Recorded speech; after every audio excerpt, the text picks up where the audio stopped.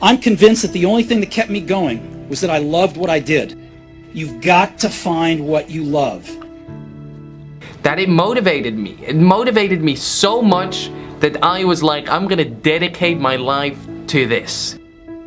Every time I meet someone who's a fan of mine and says that I inspired them to do something, that's what makes me more proud of my decision of what I'm doing in my life.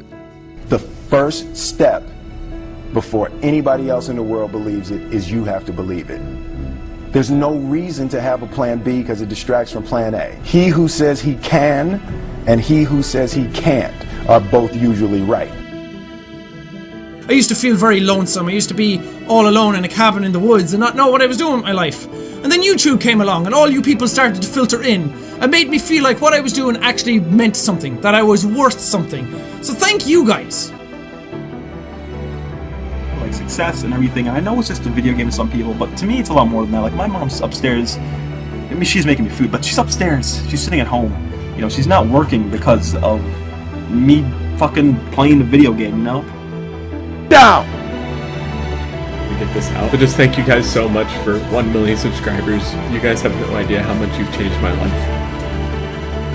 Sickening work ethic. You know, while the other guy's sleeping, I'm working. While the other guy's eating, I'm working. Stop just waking up like an accident. What do you want? I want you to look at your last video, and I want you to ask yourself, is that video the best it could possibly be?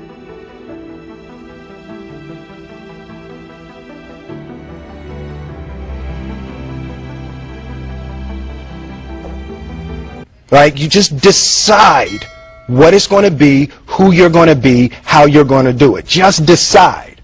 And then from that point, the universe is going to get out your way.